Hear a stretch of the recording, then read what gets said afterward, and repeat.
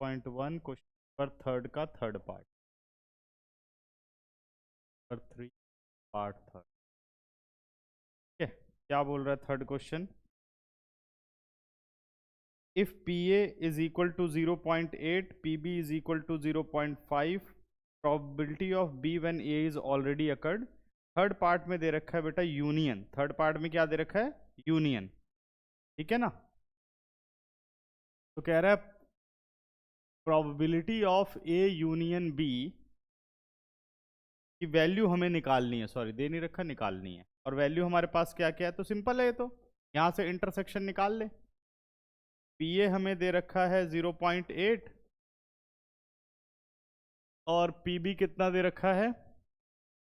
0.5।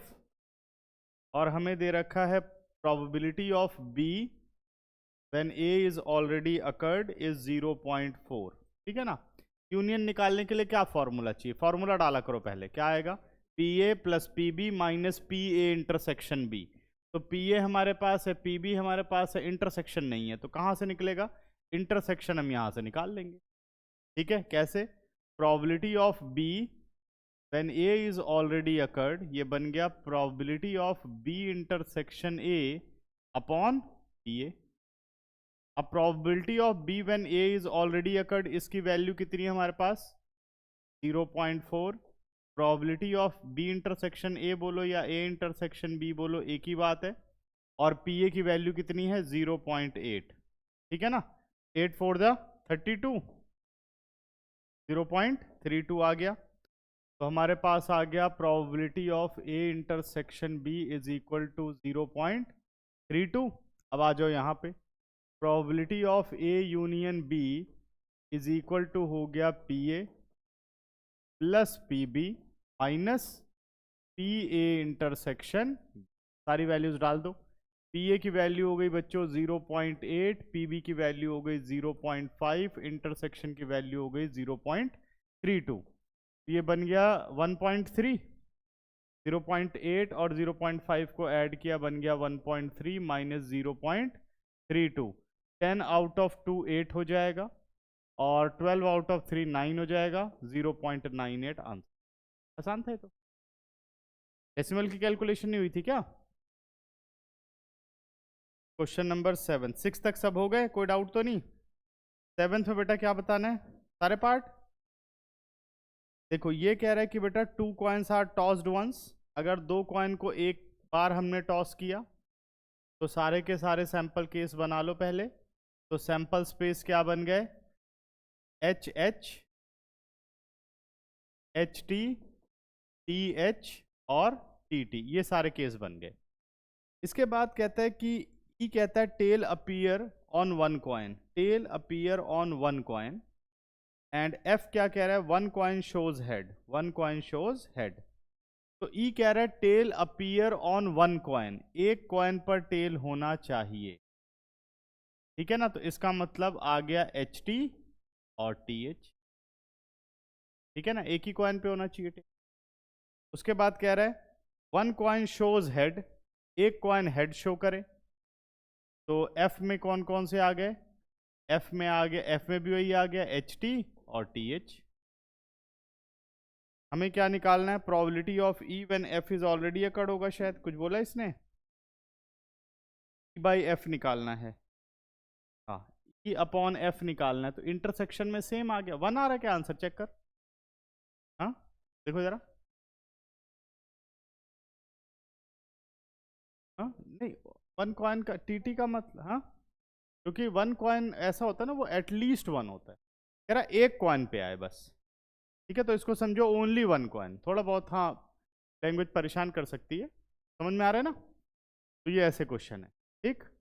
और ऐसे ही सेकंड क्या कह रहा है? No tail appears, no tail appears का मतलब दोनों हेड हो गए, एच एच। एफ कह रहा है नो हेड अपीयर्स, दोनों टेल हो गए। इंटरसेक्शन करोगे तो नल सेट आएगा, प्रोबेबिलिटी 0 हो जाएगी। तो इंटरसेक्शन का मतलब 0 अपॉन समथिंग, आंसर इज 0। ठीक है ना? अगला बच्चे 10th क्वेश्चन। उससे पहले तो कुछ नहीं, 10th क्वेश्चन पे आता हूं। है ना, कई बार प्रोबेबिलिटी में हो जाती है मिस्टेक। जो कहना कुछ चाहता है हम अटेंड कुछ कर लेते हैं, है ना। क्वेश्चन नंबर 10 कह रहा है a black and red die are rolled. ठीक है, कलर का भी वैसे तो मतलब होता है, लेकिन अब वो क्वेश्चन बताएगा कि उसका क्या मतलब है। A black and red dice are rolled, यानी टोटल 36 केस बने। Find the conditional probability of obtaining a sum greater than 9 given that the black die resulted in a 5। यानी अब कलर का काम है। यहाँ पर क्या करना होता है कि जब आप सैंपल स्पेस बना रहे हो, जैसे number of element in S हमारे पास कितने हो गए 36, तो सैंपल स्पेस में आपको ध्यान रखना है कि आपने ब्लैक डाई के नंबर को पहले रखा है या रेड डाई के नंबर को पहले रखा है। ठीक है ना, वो ध्यान रखना, पोजीशन इसमें मैटर करेगी, ये नहीं कि रैंडमली कुछ भी रख दो आप।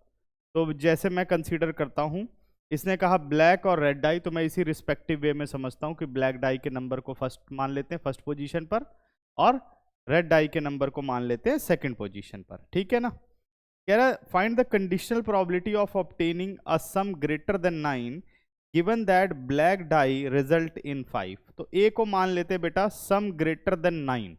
अब इसमें तो कलर का कोई प्रॉब्लम नहीं है, ए में हम ले लेते हैं सम ग्रेटर देन 9, यानी 10 11 12।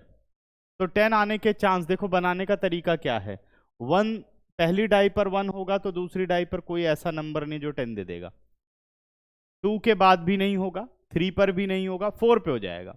अगर पहली डाई पर 4 आ रहा है, इसका मतलब ब्लैक डाई पर ये 4 है, 4 6 है ना, 5 5। अब इसको बढ़ाते जाओ, अपने आप कम होता जाएगा, 6 4, ये तो 10 हो गया। 11 के चांस क्या होंगे, 5 6 और 6 5। 12 के चांस क्या होंगे, 6 6। क्या ठीक है ये। बी इवेंट क्या कह रहा है बेटा, ब्लैक डाई कितना दे, black die result in 5। Black die अगर 5 रिजल्ट दे तो यानी आंसर क्या बन सकता है, 5 1 5 2 5 3 5 4 5 5 5 6, यही तो बनेगा ना, 6 केस बनेंगे। अब निकालो ए इंटरसेक्शन बी, कहाँ ध्यान दोगे, जहां सम ग्रेटर देन 9 है। कौन कौन से हो सकते हैं, 5 5 5 6, यही दो तो हो सकते हैं ना, 5 5 और 5 6, दोनों में यही कॉमन है। इसके बाद कह रहा है probability of A when B is already occurred, यही बोल रहा था शायद वो, probability of A intersection B upon P B. और वैसे डायरेक्ट आंसर बताओ तो क्या आना चाहिए,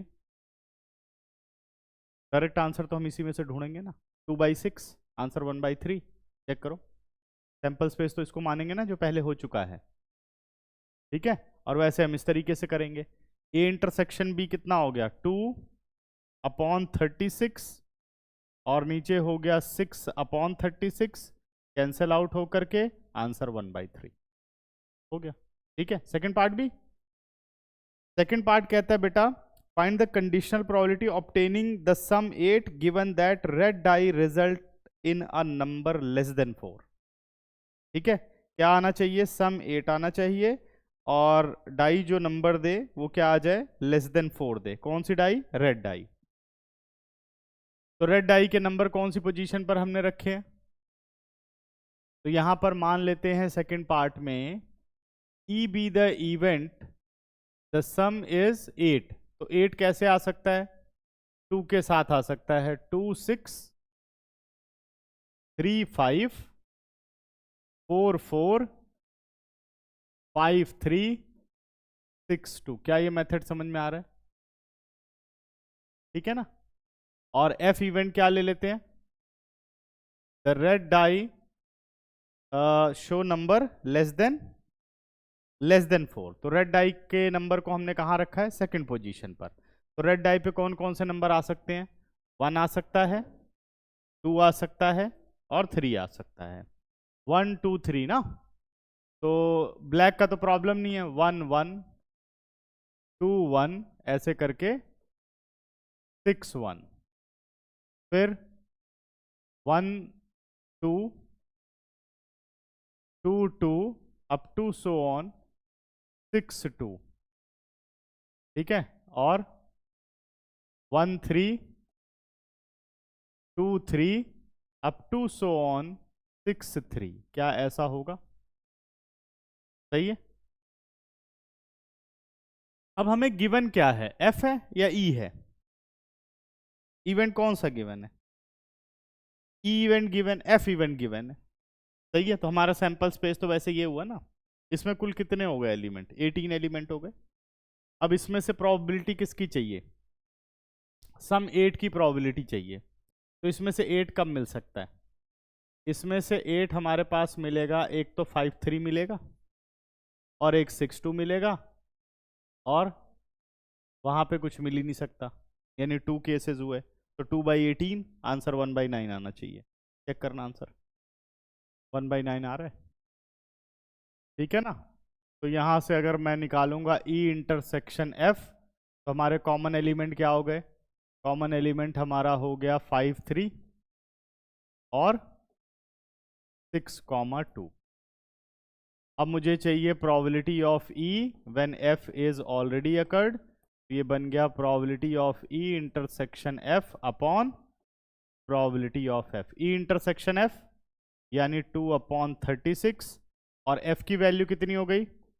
18/36। 36 गया, आंसर आ गया 1/9। सही है, समझ में आ गया सबको? चलें आगे। और बताओ बच्चों, अगली प्रॉब्लम, क्वेश्चन नंबर 15 तो अभी पढ़ाना है। और कौन सा है? 13 इंपॉर्टेंट, मजा आया पढ़ने में, दूसरे के सामने बताने में अच्छा लगे कि नंबर ला रहे जी, कुछ पता नहीं क्या पढ़ते हो यार। An instructor has a question bank consisting 300 easy true false question. एक इंस्ट्रक्टर के पास एक क्वेश्चन बैंक है। An instructor has a question bank consisting of 300 true false questions. क्या कहता है कि क्वेश्चन बैंक के अंदर, ठीक है ना, 300 तो ट्रू फॉल्स टाइप क्वेश्चन है। 300 क्या है? ट्रू फॉल्स टाइप क्वेश्चन है। 200 डिफिकल्ट ट्रू फॉल्स क्वेश्चन है। 300 इजी है, ठीक है ना। ये वाले कौन से हैं? Easy true false question. 200 true false type है, वो है डिफिकल्ट, है ना। 200 ट्रू फॉल्स क्वेश्चन है डिफिकल्ट, ठीक है। उसके बाद कहता है 500 easy multiple choice question, 500 MCQ easy हैं, और 400 डिफिकल्ट एमसीक्यूज। 400 एमसीक्यू जो है वो है डिफिकल्ट, ठीक है ना। ये हमारे पास पूरा का पूरा क्वेश्चन बैंक तैयार हुआ। इस क्वेश्चन बैंक में टोटल कितने क्वेश्चन है? 1400 हो रहे हैं।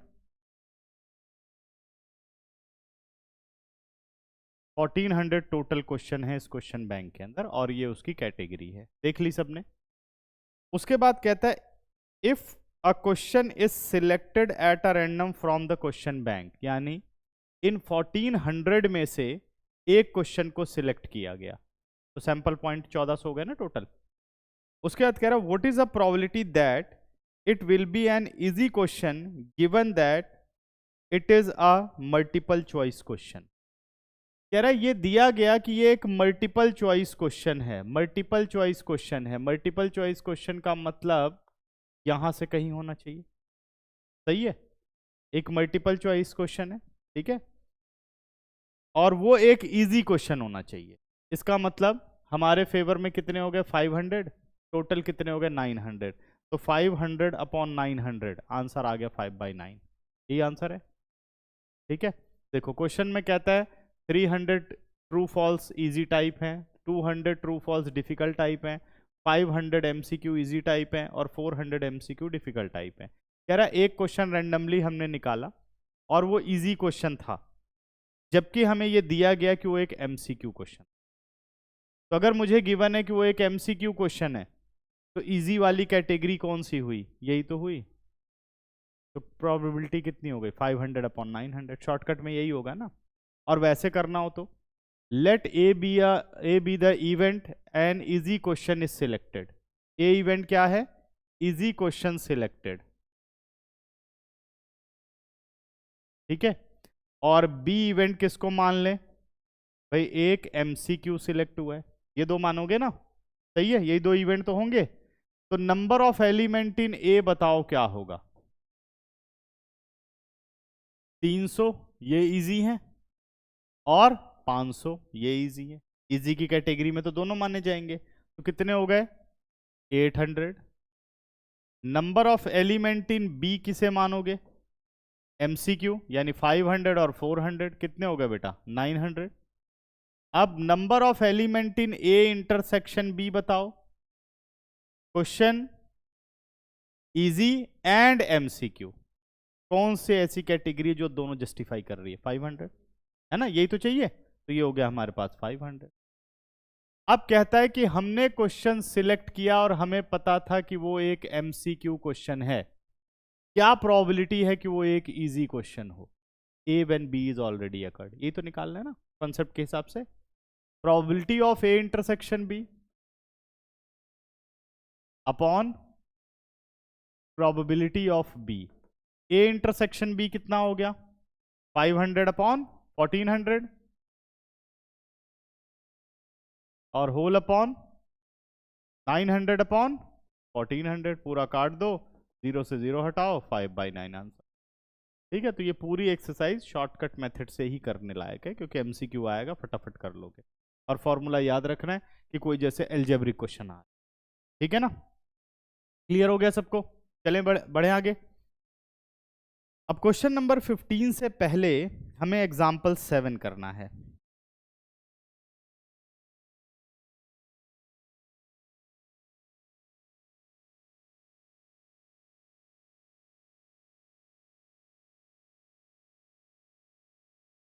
देखो 7th एग्जाम्पल क्या बोलता है।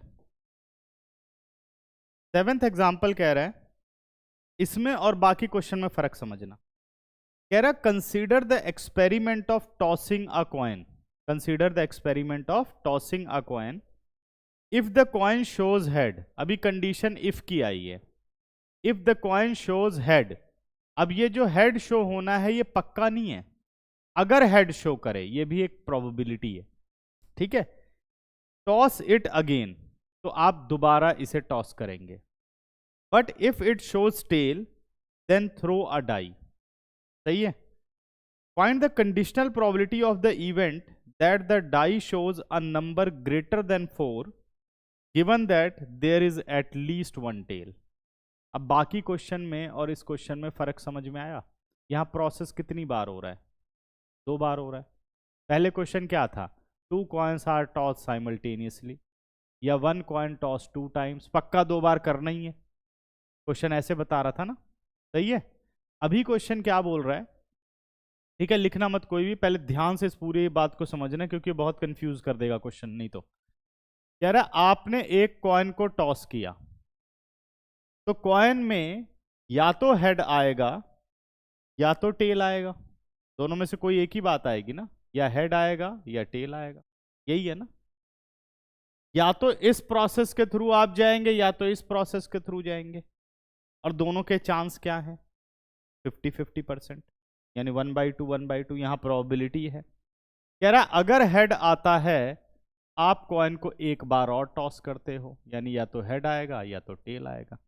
या तो क्वेश्चन ऐसे खत्म होगा या क्वेश्चन ऐसे खत्म होगा। क्या बोल रहा है कि अगर टेल आया तो हम एक डाई को थ्रो करेंगे, हम एक डाई को थ्रो करेंगे तो मुझे क्या नंबर मिल सकता है सेकंड में? 1 मिल सकता है, 2 मिल सकता है, 3 मिल सकता है, 4 मिल सकता है, 5 मिल सकता है, और 6 मिल, ठीक है ना।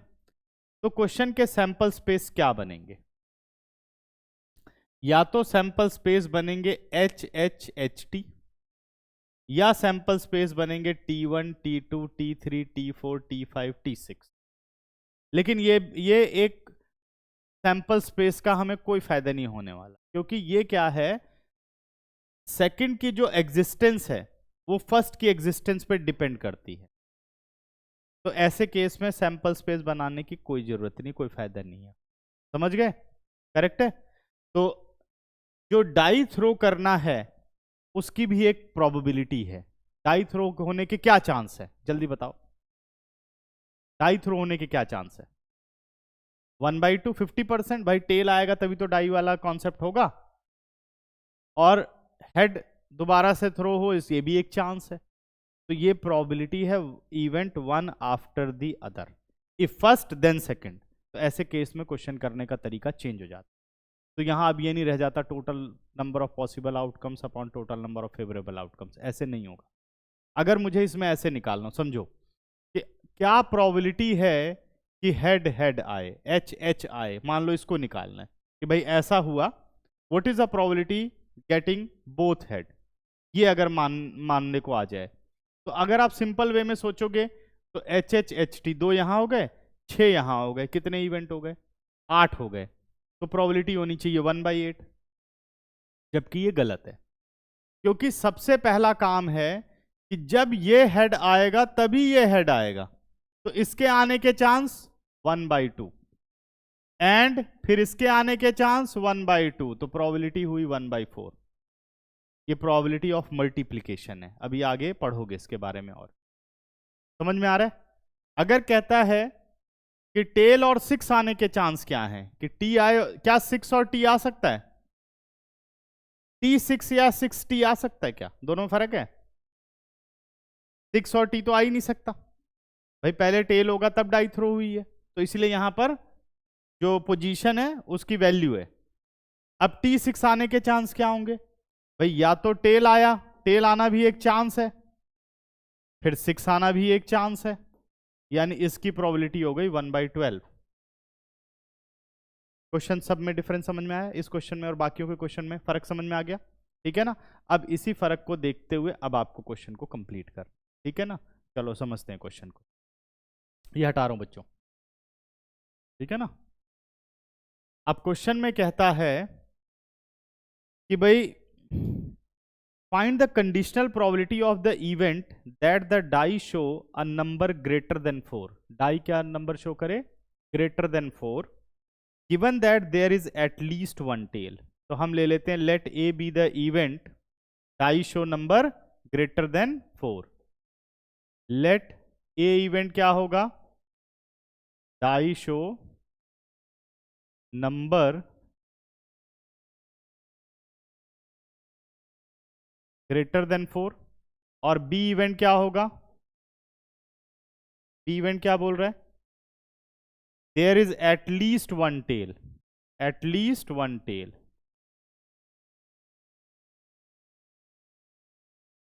सही है। चलो अब क्वेश्चन करते हैं। सबसे पहले ए के एलिमेंट बना लो कि ए में क्या क्या पॉसिबिलिटीज हो सकती है, बट प्रोबेबिलिटी निकालने का तरीका चेंज रहेगा। ए में कह रहा है die show number greater than 4, तो ए में क्या आ सकता है? T5 और T6। T के बारे में समझ लेते हैं। एटलीस्ट वन टेल, यानी या तो HT आएगा, या T1, T2, T3, T4, T5, T6। क्या यही होगा बच्चों? सही है ना।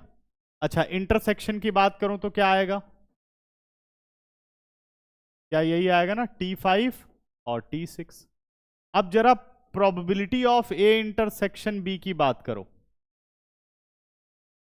या तो T5 आएगा या T और 6, दोनों केस हो सकते हैं ना।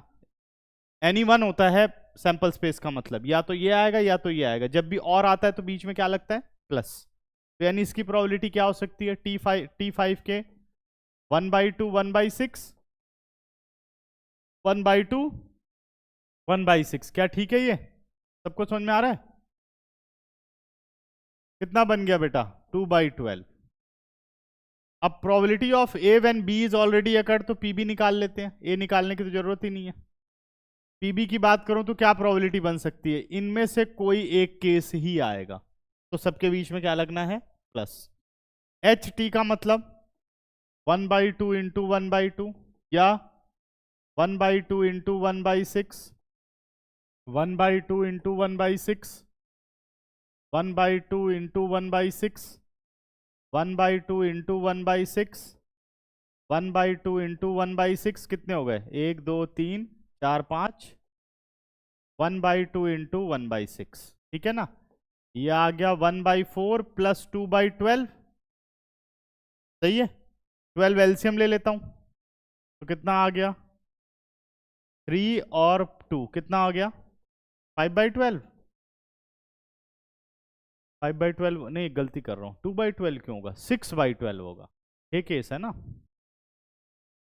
कैलकुलेशन। ये 6 हो गए ना, 1 2 3 4 5 6। तो ये आ गया हमारे पास 1/4 प्लस 6/12। 12 बच्चों एलसीएम ले लेते हैं। 4 3 ज़ा 12 और 6, आंसर कितना आ गया? 9/12। अब हमें क्या निकालना है? Probability of A when B is already occurred. Probability of A when B is already occurred. तो ये क्या बन गया? Probability of A intersection B upon PB. तो इंटरसेक्शन की प्रोबेबिलिटी हो गई हमारे पास 2/12 और PB की प्रोबेबिलिटी हो गई 9/12। कैंसिल आउट हुआ तो 2/9 इसका आंसर हुआ। सबको समझ में आया? अब फटाफट 15 क्वेश्चन करके दिखा दो जल्दी से, सेम यही क्वेश्चन है। क्या चाहिए? फिर से आगे बढ़ जाएगा इसमें, हाँ फिर नीचे में नहीं बढ़े, नीचे यहीं रुक जाएगा, वो आगे चला जाएगा, ठीक है ना। मतलब इस तरीके से सैंपल स्पेस बनाने आनी चाहिए। ट्री डायग्राम पढ़ो इसे, ठीक रहता है। क्वेश्चन नंबर 16 17 बच्चों हो गया। एमसीक्यू के लिए बहुत इंपॉर्टेंट क्वेश्चन है, 16 भी और 17 भी। 16 तो सिंपल है, 17 कर लोगे ना। 16 का तो नॉट डिफाइंड आ गया, ठीक है। और 17 का क्या आया? D option, P A is equal to P B. कह रहा है if A and B are the events such that probability of A when B is already occurred, B when A is, हाँ ठीक है। इंटरसेक्शन कट के 1 हो गया, cross multiply किया, P A is equal to B B आ गया, बिल्कुल ठीक है। अब चलो जल्दी से 15 कर दो। देखो मैं तुम लोगों को बना के दिखाता हूँ, फिर क्वेश्चन तो आप लोग खुद करो। क्वेश्चन नंबर कौन सा? 15। कह रहा है एक डाई को थ्रो किया जाता है, तो डाई के नंबर लिख लो 1 2 3 4 5 6। कह रहा है अगर मल्टीपल ऑफ 3 आता है, अगर मल्टीपल ऑफ 3 आता है यानी 3 और 6 अगर आता है, तो डाई को दोबारा थ्रो करते हैं। तो डाई को दोबारा थ्रो करते हैं, यानी यहाँ आ गया 1 2 3 4 5 6। समझ में आ रहा है? तो हम डाई को दोबारा थ्रो करेंगे। उसके बाद कहता है any other number comes up, यानी अगर 1 आ जाए, 2 आ जाए, 4 आ जाए और 5 आ जाए, तो हम एक कॉइन को टॉस करते हैं। तो हम क्या करते हैं? एक कॉइन को टॉस करते हैं। तो यानी आपके पास H और T आ गया, ऐसे बनाते हैं, ठीक है ना। अब कैसे बनेंगे सैंपल केस? 3 1 3 2 3 3 3 4 3 5 3 6, 6 1 6 2 6 3 6 4 6 5 6 6, ऐसे केस बन गए। इधर कैसे बनाओगे? 1H 1T, 2H 2T, 3H 3T, sorry 4H 4T, 5H 5T, ऐसे बनेंगे। बना लिया, ठीक है ना। इतने केस बन जाएंगे, ठीक। अब आगे बढ़ते हैं। अब क्वेश्चन ने क्या बोला हमसे कि भाई find the conditional probability of the event the coin shows tail. Coin क्या शो करे? टेल शो करे। Given that at least 1 die show 3। तो पहले कॉइन शो क्या करे? टेल शो करे।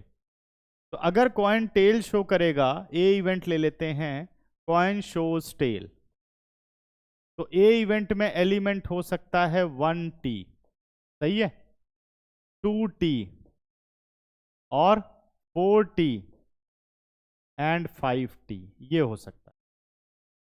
बी इवेंट क्या कहता है? Die show given that at least 1 die show 3, कम से कम एक डाई 3 शो करे। तो देखो क्या बन सकता है, कम से कम एक 3 शो करे, तो यहां से शुरू होगा 3 1 3 2 3 3 भी होगा, क्योंकि एटलीस्ट 1 डाई शो 3, दोनों भी कर सकती हैं। फिर 3 4 होगा, 3 5 होगा और 3 6 होगा। करेक्ट है यहां तक। एक और होगा 6 3, और तो नहीं हो सकता, 6 1 नहीं ले सकते, 6 2 नहीं ले सकते, 6 3 नहीं ले सकते। अब जरा ए इंटरसेक्शन बी बताओ क्या होगा। ए इंटरसेक्शन बी 0 नहीं, नल सेट लिखते हैं। ए इंटरसेक्शन बी कितना हो गया, नल सेट।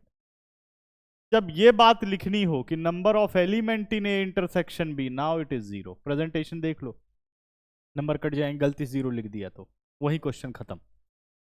ठीक है, अब क्या चाहिए, probability of A when B is already occurred, answer is 0, 0 upon something 0, A intersection B upon probability of B, यही तो हुआ, खत्म हो गया क्वेश्चन। इतना आसान सा क्वेश्चन था, समझ में आ गया। ठीक है, अब जल्दी से नोट करो, फिर आगे बढ़ते हैं। कोई जरूरत नहीं बेटा, बट लेकिन ये जब तक बनाएगा नहीं तो पता नहीं चलेगा ना। इवेंट्स के तो आपको सैंपल स्पेस बनाने चाहिए ना, इवेंट्स के जो आउटकम्स है उसे लिखोगे तब क्लियर होगी बात। ठीक है, अब आओ multiplication theorem on probability, multiplication theorem on probability.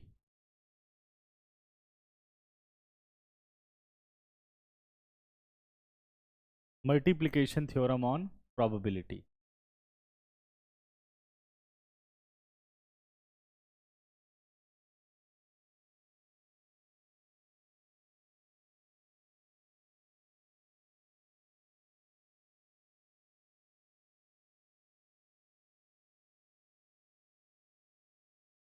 ये जो मल्टीप्लिकेशन थ्योरम ऑन प्रोबेबिलिटी है, इसमें भी ज़्यादा थ्योरम पढ़ने की ज़रूरत नहीं है। अभी बताता हूँ कि कैसे कॉन्सेप्ट से इस काम को करना है। ठीक है ना, मान लो हमारे पास एक बॉक्स है, एक एक करके कुछ कंडीशन समझाऊंगा, वो ध्यान रखना है, फिर बाद में हम आएंगे कि असली में थ्योरम है क्या। मान लो एक बॉक्स है, ठीक है, इस बॉक्स के अंदर रेड कलर की कुछ बॉल्स हैं। ठीक है, इस बॉक्स के अंदर रेड कलर की कुछ बॉल्स हैं, ये हो गई हमारे पास, कितनी ले ली मैंने,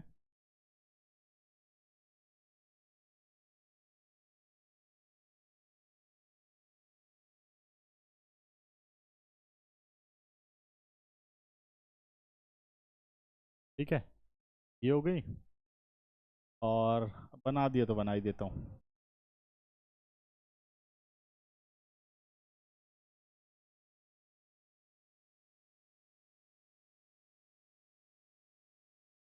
और मान लो 2 ग्रीन कलर की बॉल्स। ठीक है, ऐसे कुछ बना लिया, टोटल कितनी हो गई, रेड कलर की कितनी हो गई हमारे पास, 3 3 6 और एक 7, 7 और 2 9। ठीक है, एक कम कर देते, 8 कर लेते। ठीक है, इस तरीके से हो गई। जब भी बेटा प्रोसेस कंटिन्यू रहता है तो हमेशा समझ जाओ कि ये मल्टीप्लिकेशन थ्योरम का क्वेश्चन है। ठीक है ना, हमें बिल्कुल प्रैक्टिकली पहले सोचना है, क्योंकि पेपर में 1 मार्कर क्वेश्चन आएगा तो प्रैक्टिकली सॉल्व करना है, कोई थ्योरम वेरम नहीं लिखनी। ठीक है ना, जैसे क्वेश्चन ये कहता है कि 2 balls are drawn one after the other, 2 balls are drawn one after the other with replacement. क्या है, with replacement. What is a probability that first is red and second is green. क्या probability है कि पहली ball red हो और दूसरी ball green हो। ठीक है ना, पहली बात मैंने क्या बोली, विद रिप्लेसमेंट, इन सब चीजों को ध्यान रखना, विद रिप्लेसमेंट विदाउट रिप्लेसमेंट। तो आपने पहली बॉल क्या होनी चाहिए, रेड, टोटल 8 बॉलें हैं, रेड कलर की कितनी बॉल हैं, 6। जब आप पहली बॉल निकालोगे तो वो हो गया 6/8, हो गया। विद रिप्लेसमेंट का मतलब बॉल निकाला और बॉल को फिर इसी में रख दिया, समझ गए। अब आप दोबारा बॉल निकालने चल रहे हो, यानी अभी तक प्रोसेस खत्म नहीं हुआ जो प्रोबेबिलिटी का है, तो इसलिए बीच में क्या रहेगा, मल्टीप्लाई। सही है। अब सेकंड बॉल होनी चाहिए ग्रीन, तो ये हो गया 2/8। तो प्रोबेबिलिटी कितनी बन गई, 12/64। ठीक है। क्या कॉन्सेप्ट है ये, विद रिप्लेसमेंट। क्या कॉन्सेप्ट है, विद रिप्लेसमेंट। ठीक है ना। ये अभी हमने जो किया उसे हमने किया विद रिप्लेसमेंट। ठीक है ना। अब यही क्वेश्चन कहता है कि भाई 2 balls are drawn, one after the other, without replacement. Without replacement, what is the probability that first red and second green. ठीक है ना। अब कह रहा है कि आपने 2 बॉलें निकाली, one after the other, without replacement. पहली रेड होनी चाहिए, तो पहली तो हो गई 6/8। अब जो बॉल आपने निकाली उसे आपने रिप्लेस नहीं किया। जो रेड बॉल आपने निकाली उसे आप रिप्लेस नहीं कर रहे हो, तो ये क्या बना, विदाउट रिप्लेसमेंट। अब कितनी बची बॉक्स में, रेड कितनी है और ग्रीन कितनी है। ठीक है। अब अगर प्रोबेबिलिटी निकालनी हो ग्रीन की तो 2/7। अब कितना आ गया, 12 अपॉन कितना आ गया, 56। ये क्या कॉन्सेप्ट है, विदाउट रिप्लेसमेंट। ठीक है ना।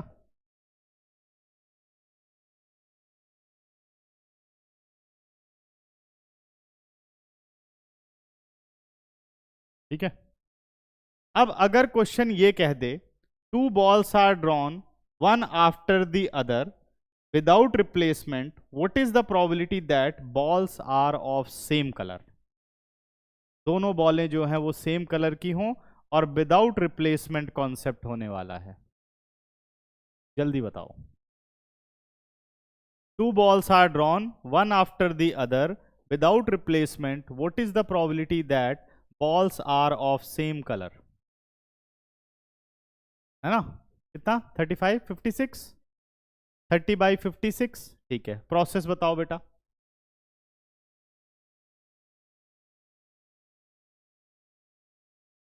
रेड कलर की, हाँ 6 बॉल हैं, बिल्कुल ठीक है। तो 6/8 पहली बॉल, फिर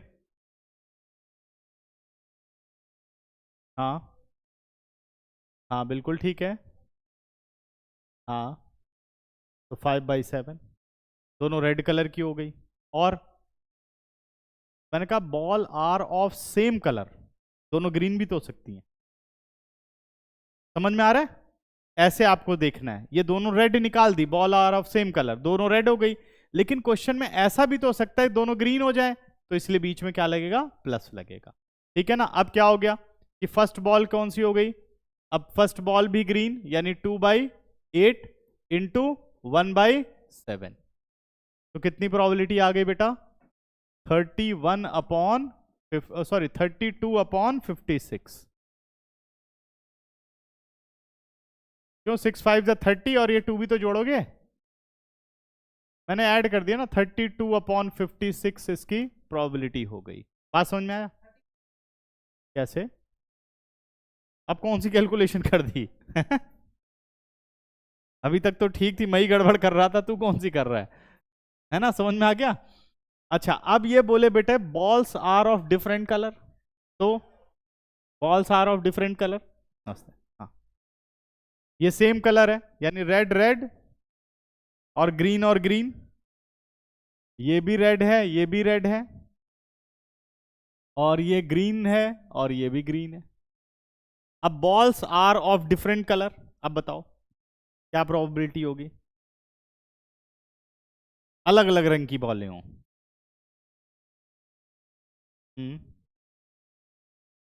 नहीं, एक रेड निकलनी चाहिए, एक ग्रीन निकलनी चाहिए। टोटल पॉसिबिलिटीज निकालोगे, माइनस करोगे, देखो अब इसमें क्या होता है, यही मल्टीप्लिकेशन में तुम लोगों को सीखना है, इसमें सैंपल स्पेस वगैरह का काम नहीं है, प्रोसेस समझना है कि भाई 2 बॉलें निकालनी है, दोनों बॉलें होनी चाहिए डिफरेंट कलर की। अगर वो कहता है कि 2 balls ड्रॉन साइमल्टेनियसली, तब तो कोई प्रॉब्लम नहीं है। फिर तो चाहे पहले रेड मल्टीप्लाई कर दो चाहे बाद में ग्रीन मल्टीप्लाई कर दो। अगर वन आफ्टर द अदर है या बोलता है सक्सेसिवली, यानी 2 बार काम किया गया है, तो यहां प्रोबेबिलिटी के 2 चांस हो गए। हो सकता है पहली बॉल रेड कलर की निकले, यानी 6/8 इंटू, एक मिनट बच्चों जरा मैं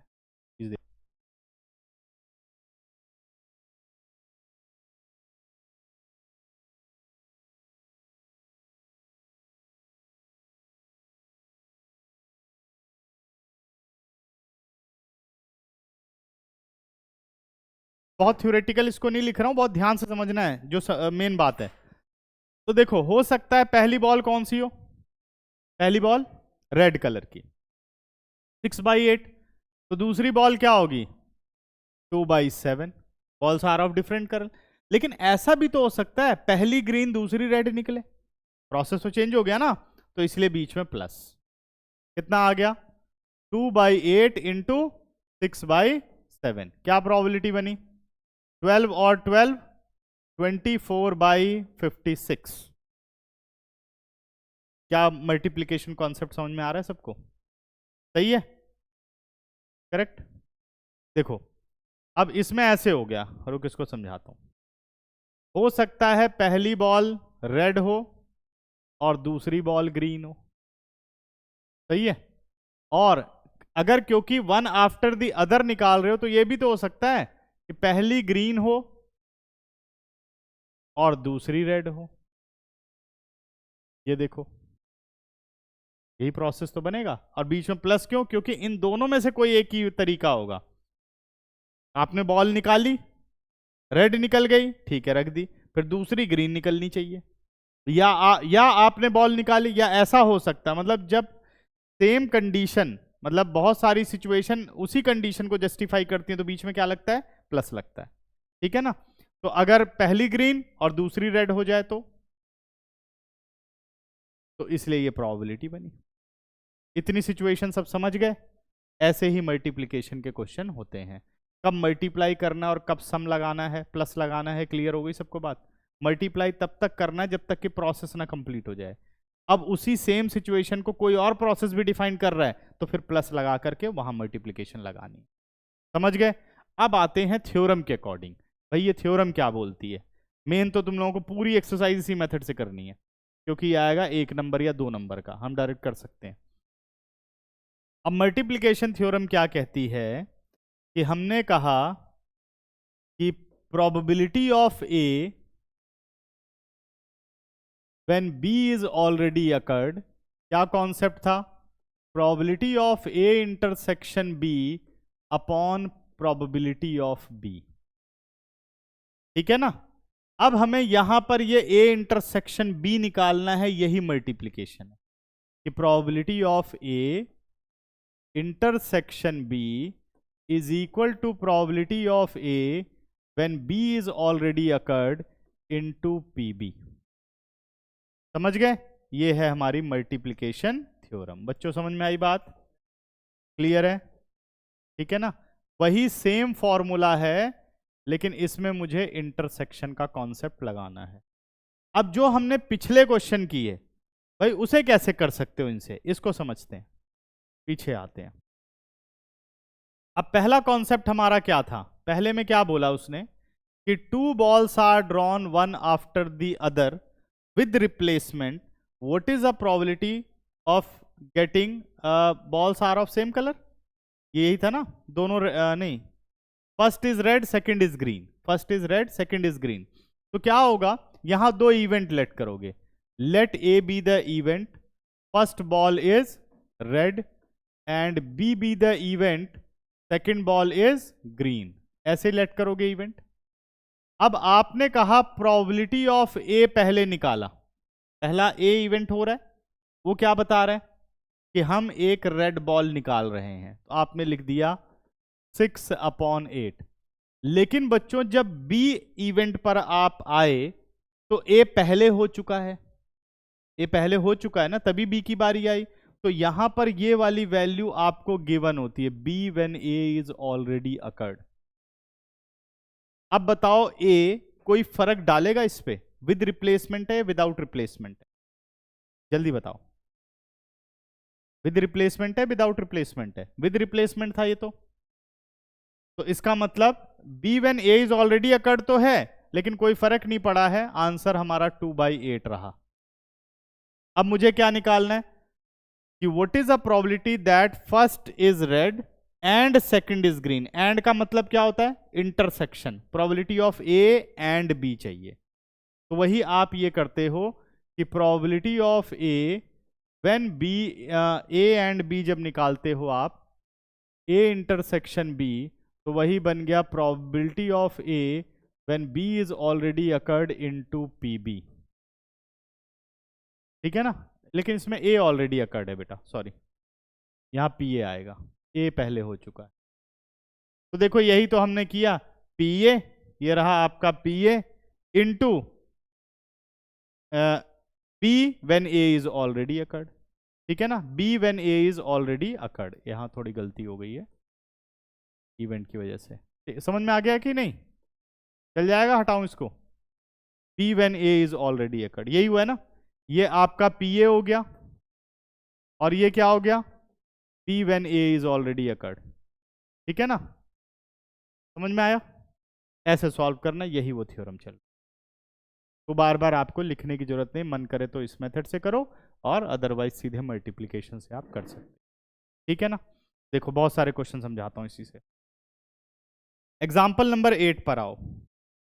एग्जाम्पल नंबर 8 क्या कहता है? ठीक है, कह रहा है an urn contain 10 black and 5 red balls. एक अर्न क्या कंटेन करता है? 10 ब्लैक और 5 red balls. Example number 8, an urn contain 10 black, black ball है 10 और रेड बॉल कितनी है? 5 वाइट बॉल्स हैं, sorry, black and white. White balls कितनी हैं? 5 वाइट बॉल्स हैं। कुल टोटल कितनी हो गई? 15। कहता है 2 balls are drawn from the urn one after the other without replacement. कितनी बार प्रोसेस किया गया? 2 बार। ठीक है, what is a probability that both drawn ball are black. कह रहा है क्या प्रोबेबिलिटी है कि दोनों ड्रॉ की गई बॉल ब्लैक हों? तो मैं सीधा प्रोबेबिलिटी अगर इसकी लिखूं तो पहली बॉल निकाली गई है 10 अपॉन 15, ब्लैक बॉल निकली है, मल्टीप्लाई, दूसरी क्या होगी? 9/14। Very good. तो देखो सिंपल सा आंसर आ गया, 5 3 ज़ा 15, 5 2 ज़ा 10, 2 7, आंसर आ गया 9/20। 3 3 ज़ा 9 भी तो हो जाएगा। कितना आ गया? 3/7। चेक करो आंसर। इजी मेथड है। अब बुक के हिसाब से देखो, वो थ्योरम के हिसाब से क्या बोल रहा है? E and F R the event, F when E is already occurred, क्या निकाल रहा है? 9/14। उसके बाद probability of E intersection F, P into probability of E when F is already occurred. लिखूं या समझ में आ गया? ये कर लोगे ना थ्योरम, जरूरत ही नहीं है वैसे। ठीक है ना? क्वेश्चन हो गया खत्म। एग्जाम्पल नंबर 9 पर आओ, क्या बोलता है? ये मोस्ट इंपॉर्टेंट है। 3 cards are drawn successively without replacement. 3 card निकाले गए one after the other without replacement from a pack of 52 well shuffled card. What is the probability that first 2 card are king and third drawn card is an ace card. Playing card तो सबको आते हैं, 52 total होते हैं, है ना? कह रहा है कि आपने 3 कार्ड निकाले one after the other, 3 card निकाले one after the other. Example number कौन सा है ये? 9। ठीक है, क्या प्रोबेबिलिटी विदाउट रिप्लेसमेंट, क्या प्रोबेबिलिटी है कि पहले 2 कार्ड किंग होने चाहिए और तीसरा कार्ड एस होना चाहिए? ठीक है ना? कलर का नहीं है, बस किंग होना चाहिए। ठीक है ना? तो अगर पहला कार्ड आप निकालते हो और वो एक किंग कार्ड है, नहीं, 4/52, 4 किंग होते हैं। अब आपने इसको रिप्लेस नहीं किया, अब आप दूसरा कार्ड निकाल रहे हो, वो भी क्या चाहिए? किंग चाहिए। Very good. कितना हो गया? 3/51। अभी भी प्रोसेस रुका नहीं है। अब आप तीसरा कार्ड निकाल रहे हो, किसका होना चाहिए? एस का होना चाहिए। अब एस कितने होते हैं? 4। उसमें तो कोई गड़बड़ नहीं हुई है, टोटल में गड़बड़ हुई है। टोटल में कितने बचे हैं अब? 50। तो ये आ गया 4/50। अब कर लो इन्हें सॉल्व। 317 सही है बेटा? नहीं, क्या कर रहा हूँ, गलती कर रहा हूँ ना। 4 13 13 317 2 to the 4 225। 4 से 13 काटा है, 30 3 से 17 काटा है, 51। कैसे? 17×51 है, 13 4 the 52 तो हो तो गया। तो आंसर आ गया 2 अपॉन, इन दोनों को मल्टीप्लाई कर लो, ये आ गया 221। 17 इंटू 13 इंटू 25, 25 1 जा 25, 25 2 जा 50 और 2 52, 25 2 जा 50 और 5 55, 5525। देखो हमने एक लाइन में कर दिया, और अगर प्रोसेस करना हो तो इतना प्रोसेस है। क्या आंसर आ रहा है देखो, समझ गए ना? ये आएगा ही एमसीक्यू, ऐसे 2-3 नंबर का नहीं बनता है क्वेश्चन, ठीक है ना? तो इसीलिए मैं उस मेथड पे जा ही नहीं रहा हूँ, बस तुम लोग प्रोसेस याद रखो कि हाँ इसका मतलब ये है, लिखना चाहो तो लिख भी सकते हो, ऐसा नहीं है कि नहीं लिख पाओगे, ठीक है ना? बाकी करना इसको ऐसे है। इसके बाद अब क्या टाइम हो रहा है? अच्छा चलो अगली क्लास में करेंगे। अब हमारा इंडिपेंडेंट इवेंट रह गया, और सबसे इंपॉर्टेंट रह गई बेस थ्योरम, इंडिपेंडेंट इवेंट और बेस थ्योरम, ठीक है ना? हाँ, इसको हम खत्म करेंगे फ्राइडे।